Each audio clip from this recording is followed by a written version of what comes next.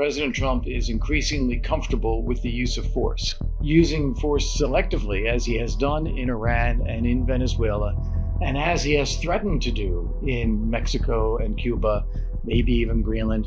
He's also demonstrating how weak Russia really is. Mr. Volker, we started 2026 with President Trump once again laying claim on Greenland and Denmark warning that any forceful takeover will mean an end of NATO. Do you agree, or do you think that it is realistic that in 2026 we might actually see NATO collapse? First off, if the US were to try to take Greenland by force, I do think it would mean the end of NATO. I think that the whole point of NATO is countries getting together to protect their territory and their sovereignty. And if a NATO member, particularly the United States, were to violate that, other NATO members would see no point in being aligned with the United States. So I think it would mean the end of NATO as we know it. That being said, I don't think this is a likely scenario at all. I think there are real issues in the Arctic that President Trump has identified.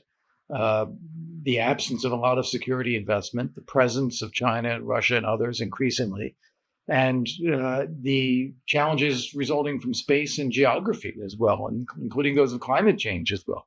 There's a lot to be dealt with, but these can all be dealt with without the U.S. seeking to gain sovereignty over Greenland. We have a 1951 treaty with Denmark that allows the U.S. to do militarily whatever it needs to do on Greenland. We have a Danish government willing to invest in this and provide host nation support. If it is about minerals and the wealth underneath the ice cap in Greenland, that is available as well. There's nothing stopping American companies from investing in that other than the ice itself. So I think that the needs that the U.S. has identified concerning Greenland can all be met without any change to the sovereignty of the island. What are you hearing in Brussels right now? How are European officials reacting to Trump's language on Greenland, and how do they view the current status of the transatlantic relationship? Well, they're more concerned about the pattern here. They're more concerned about Trump invading Venezuela. They're happy to see Maduro go, but it's this willingness to use force outside any international law that concerns them. Then talking about just taking Greenland from another country, an EU member, that concerns them as well. As I just said, they don't think it's likely to happen either. But even the mentality and the discussion of it is concerning to them because it creates a world order based on spheres of influence, which amplifies unnecessarily the role of China and Russia, which is the concern that the Europeans face. When you talk about this new world order based on spheres of influence between US, Russia, and China, what would this mean for those caught in between, like Ukraine or Taiwan? Well, it's unclear. Trump is clearly talking about a sphere of influence for the United States in the Western Hemisphere. I doubt that he would agree that China has a sphere of influence over all of East Asia.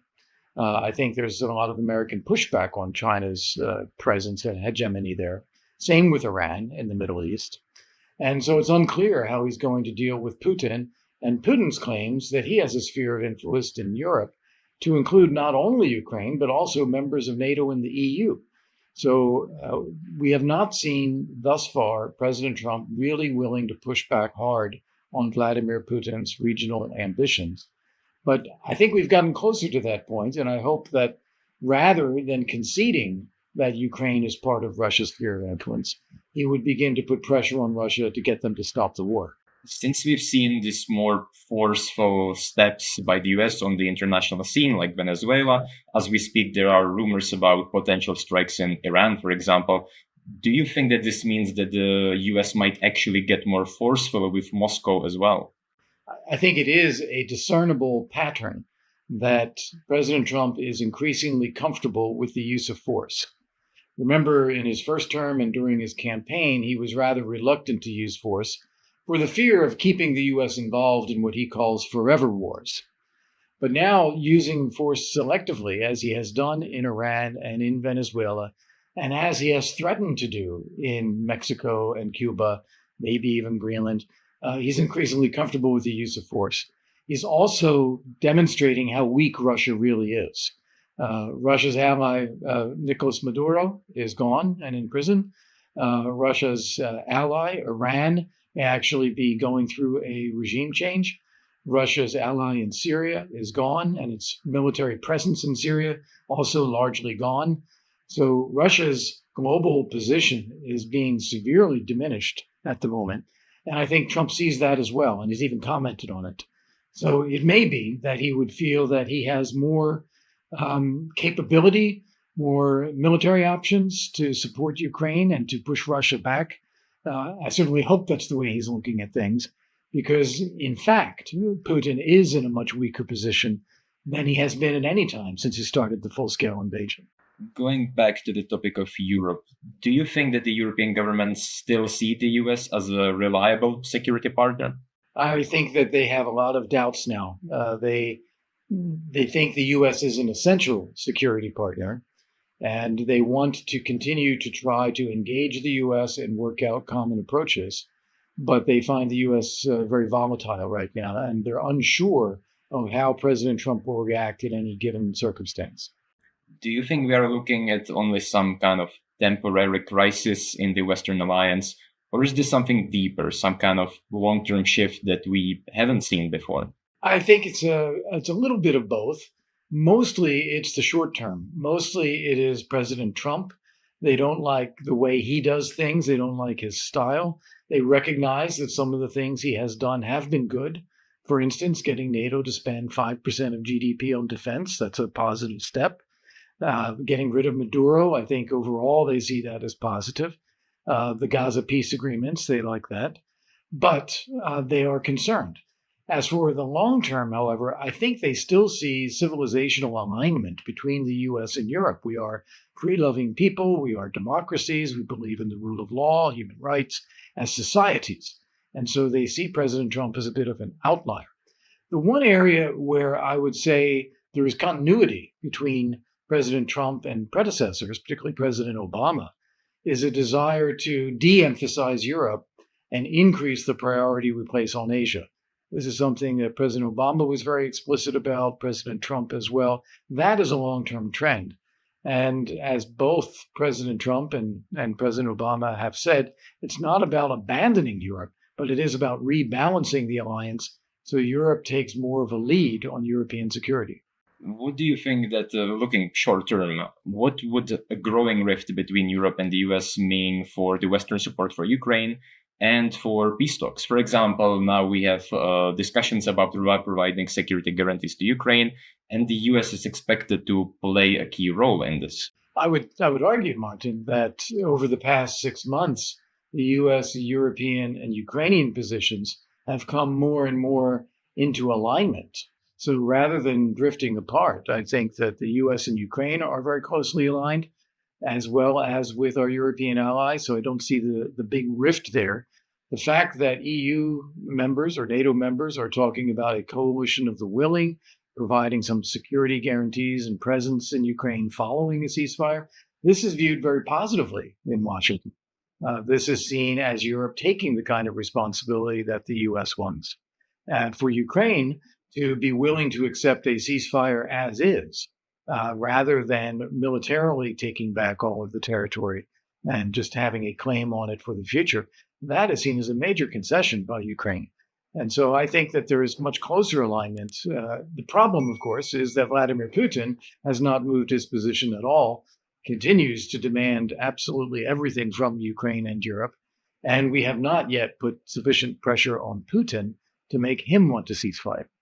Over the past year, European leaders have tried really hard to get President Trump on board regarding peace talks, and some even describe this as kind of an appeasement of Trump, which included flattery, let's say, from NATO Secretary General Mark Rutte. Do you think that this is the right approach, or should European leaders instead show themselves as more autonomous and stronger leaders, even if it would mean like some kind of confrontation with Trump on some issues? Those are not alternatives. Europe should certainly build up its own capabilities. It should build up its own proposals. It should be taking initiatives. There's no reason why Europe should not do that. In fact, it's what the US wants Europe to do. And at the same time, there is no reason to be gratuitously critical of President Trump or to argue with him all the time just because we have some disagreements in content or in approach. Engage with President Trump, discuss with him. Don't make, personal ad hominem comments about him. Just say we have to work together. And I think Europe is handling those two aspects in a complementary way quite well. Despite quite active peace efforts over the past year, the final peace deal remains elusive. And President Trump has often shifted his position on Russia and on Ukraine. Do you expect that this pattern will continue this year, or do you expect there might actually be some kind of a breakthrough in 2026? Both are possible. I think that the pattern that we've seen, President Trump is trying to figure out any way to get to a deal. He's less concerned about what the deal says than the fact of having a deal and seeing the war stop, the fighting stop. That's what he wants. Now, that means he's zigzagging quite a lot in terms of what he says, where he places pressure, what kind of proposals the U.S. is making. But it's all trying to figure out what's the pathway to a deal. That is not going to change Putin. Putin wants to take over Ukraine. He wants to eliminate Ukraine as a sovereign country and Ukraine as a national identity. And he's not going to stop unless he is stopped. And so that means that the zigzagging approach may ultimately lead to increased pressure on Putin himself. Having done everything possible with Ukraine and with Europe, and Putin still rejecting everything, it can get to the point where the next logical step is more pressure on Putin. And it can get to the point where Putin decides, okay, I'll have a ceasefire. This will be temporary. We'll let the fighting subside. And then the US and Europe and Ukraine all lean in to establish deterrence against future Russian attacks. That is quite possible as well. And I do think it's likely in 2026, but it is the way I usually frame this is that this is the scenario that will happen eventually. Putin will not be able to conduct this war forever. How long it takes to get to that point depends upon how quickly the US and Europe get to the point of putting serious pressure on Putin. Over the past couple of days, Russia launched mass attacks on Kyiv and other cities, which caused heavy blackouts amid freezing temperatures. And Russia also launched its Oreshnik missile on Lviv. What kind of message do you think Putin is sending about Washington's peace efforts, and how should the US react to this? Putin is doing these things not because he is in a position of strength. He's doing them to convey an image of strength. Not the reality, but convey that image in order to get the US and Europe to pressure Ukraine to make more concessions to Moscow now. And in particular, what Putin wants is the US and Europe to pressure Ukraine to give up all of Donetsk in order for Putin to agree to some peace, which of course he will never agree to anyway. There's no reason to think that making such a concession would lead to peace. And the Ukrainians, I think, see quite clearly the best way to get there is actually to keep pushing back. So that is, I think, what we're seeing from Putin. The message the U.S. gets, I think sometimes they buy the Putin line that Russian victory is inevitable, we should make it shorter. And then sometimes they are impressed with Ukraine's resilience and capability to push back, for example, around Kupiansk or Pokrovsk. Or some of the long-range strikes that Ukraine has been able to conduct inside Russia. And so they're more patient.